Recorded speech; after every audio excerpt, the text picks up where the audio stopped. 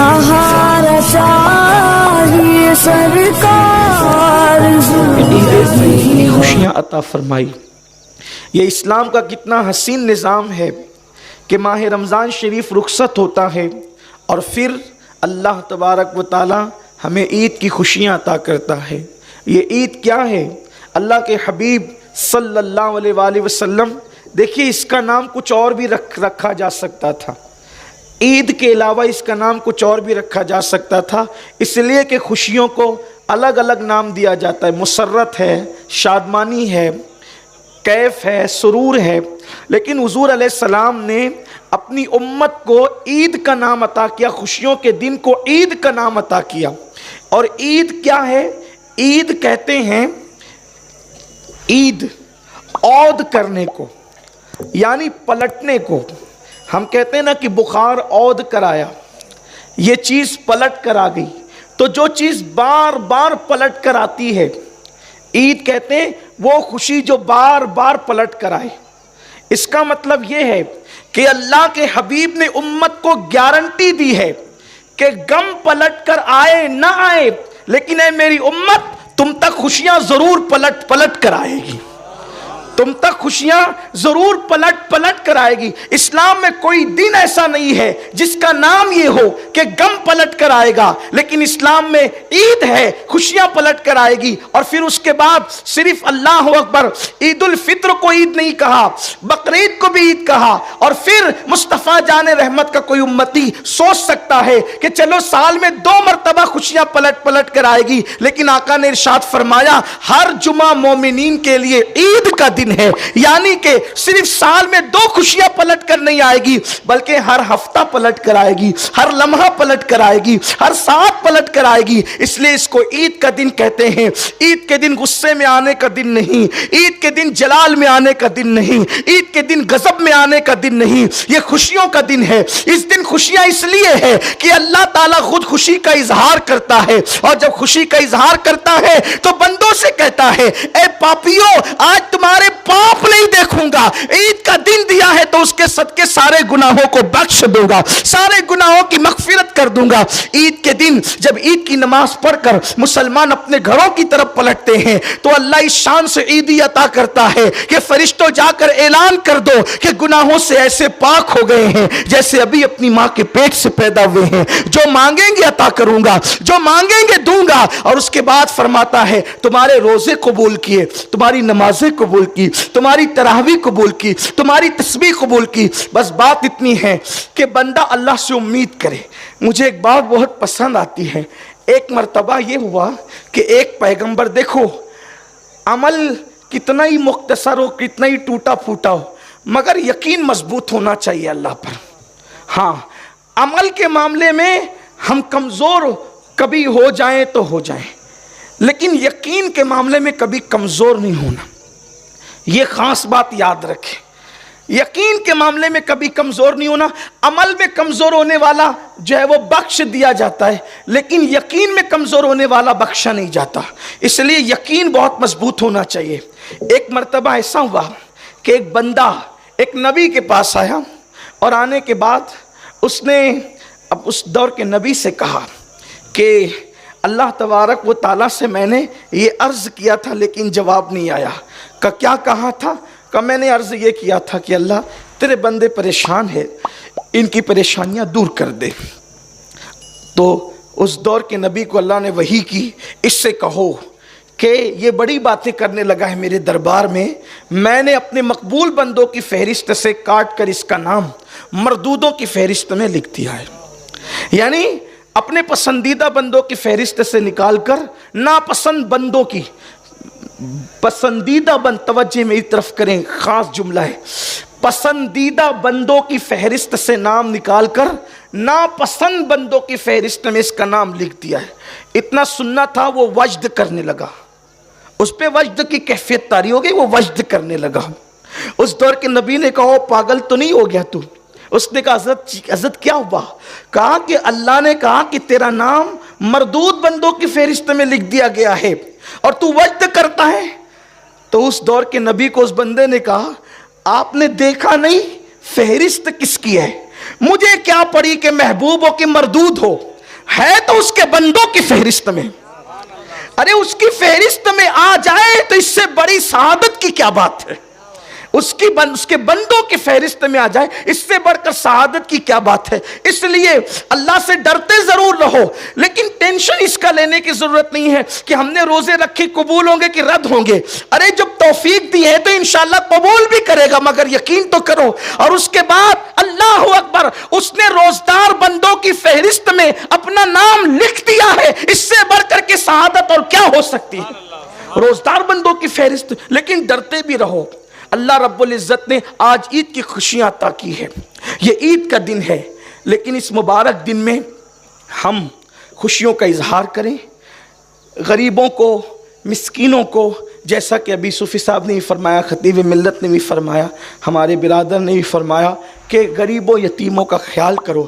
جس خوشی میں غریب شریک نہ ہوں وہ خوشی قیامت کے دن عذاب بن جائے گی. بلکہ اللہ کے رسول علیہ السلام نے تو یہاں تک فرمایا سب سے بری دعوت ولیمے کی وہ ہے جس میں غریبوں کو مدعو نہیں کیا جاتا. غریبوں کو، یتیموں کو جمع کریں، ان کو خوشیاں عطا کریں. رشتہ داروں کو جب اللہ نواز رہا ہے تو ہمیں بھی آج کے دن ہاتھ بڑا کرنا چاہیے، نوازنا چاہیے، خرچ کرنا چاہیے. ایک حدیث پاک ہے، اور اگر ہمارے پاس کوئی امید لے کر آئے اور ہم اس کی امید کو پورا کر سکتے ہیں تو ہمیں اس کی امید کو پورا کرنا چاہیے. کیونکہ حدیث پاک میں آتا ہے کہ جو کسی کی آس توڑتا ہے خدا اس کی آس توڑ دیتا ہے اور اس کے اعمال کو اللہ رد کر دیتا ہے. عید منانے والوں، عید صرف سفید نئے کپڑوں کا نام نہیں ہے. عید صرف عطر اور خوشبو لگانے کا نام نہیں ہے. عید صرف آنکھوں میں سرما ڈالنے کا نام نہیں ہے. عید اللہ اکبر، بدن پہ عید کے دن خوشبو لگاؤ گے، تھوڑی دیر کا پسینہ اس کو بدبودار کر دے گا، لیکن اللہ کے بندوں کی آس پوری کر کے ان کے دل کو خوش کرو گے. ماں کی آس پوری کر کے، باپ کی آس پوری کر کے، بھائیوں کی آس پوری کر کے، پڑوسیوں کی آس پوری کر کے، مسلمانوں کی آس پوری کر کے اگر آپ نے ان کے دلوں کو خوش کر دیا تو انشاءاللہ جب تک دنیا میں رہو گے تب بھی خوش رہو گے، قبر کے اندر بھی خوش رہو گے، میدان محشر میں بھی خوش رہو گے. لیکن افسوس آج ہم لباس پر تو توجہ دیتے ہیں، رشتوں پر توجہ نہیں دیتے، لوگوں کے دلوں پہ توجہ نہیں دیتے. اس لیے عید اس طرح بھی منائیے، ضرورت مندوں کی ضرورت کو پورا کیجئے اور لوگوں کی ضرورتوں کا خیال کیجئے، اپنی خوشیوں میں لوگوں کو شریک کیجئے. اور ساتھ ہی ساتھ حالات بہت تیزی کے ساتھ بدلتے جا رہے ہیں. نماز انشاءاللہ وقت پہ کھڑی کرنا ہے، بہت لمبا خطاب نہیں کرنا ہے. حالات پوری دنیا میں تیزی کے ساتھ بدلتے جا رہے ہیں. اس وقت دنیا بھر کے مسلمان چہرے اترے ہوئے، مایوسی چہروں پر، پریشانیوں کی لکیریں کہ اب کیا ہوگا. حالات ہماری حمایت میں نہیں بلکہ دھیرے دھیرے مسلم مخالفت میں بنتے جا رہے ہیں. کہیں پر مسلمانوں کی لاشیں ہیں، کہیں پر مسلمانوں کی لٹتی ہوئی آبرو ہیں، کہیں پر مسلمانوں کے جلتے ہوئے مکانات ہیں، کہیں پر مسلمانوں پہ برستے ہوئے ڈنڈے ہیں. یہ ساری چیزیں ہیں. ایسے حالات میں مایوس نہیں ہونا، مایوس ہونے کی بالکل ضرورت نہیں ہے. اس لیے کہ اپنا ساتھ کوئی دے نہ دے، ہمارے ساتھ اللہ ہے. جب حالات مایوس کن ہوتے ہیں تو اس وقت کسی سے ٹکراؤ بھی مت لو، کسی سے ٹکرانے کی ضرورت نہیں، کسی سے جھگڑا لینے کی ضرورت نہیں، کسی کی مخالفت کی ضرورت نہیں. حالات جب مایوس کن ہوں تو سیرت مصطفیٰ کیا ہے، حضور علیہ السلام کا طریقہ کیا ہے، ہمیں کوئی مایوس ہونے کی ضرورت نہیں ہے. دیکھو مکے کے حالات اتنے خراب ہو گئے، مکے کے حالات مسلمانوں کے حوالے سے اتنے بدل گئے کہ رشتہ دار جو تھے وہ دشمن بن گئے، بلکہ چچا دشمن بن گیا. جب حالات بدلتے ہیں تو مسلمان کا انداز کیا ہوتا ہے. اور ایک بات یاد رکھنا مسلمانوں، اس کو دل پہ لکھ لو کہ جب مسلمانوں کا سب ساتھ چھوڑ دیتے ہیں تب اللہ کی مدد آتی ہے، تب اللہ کی مدد آتی ہے. اور جب اللہ کی مدد آتی ہے تو دنیا کی کوئی طاقت تمہیں زیر نہیں کر سکتی، بشرط یہ ہے کہ تم اللہ کے قریب آؤ. کیا زنا کی اڈوں کو آباد کرنے کی پلان بناتے ہیں مسلمان؟ کیا مسلمان جوؤں کے اڈوں پہ جاتے ہیں؟ کیا مسلمان شراب کے اڈوں پہ جاتے ہیں؟ کیا مسلمان عیاشوں کے اڈوں پہ جاتے ہیں؟ چھوڑو سارے گناہوں کو اور اپنے رب سے اپنے رشتے کو مضبوط کرو. مکے کے حالات بدل گئے. ابو لہب چچا ہے، ابو جہل حضرت فاروق اعظم کا ماموں ہے، رشتہ داریاں ہیں، لیکن پورا مکہ مسلمانوں کے مخالف ہو گیا ہے.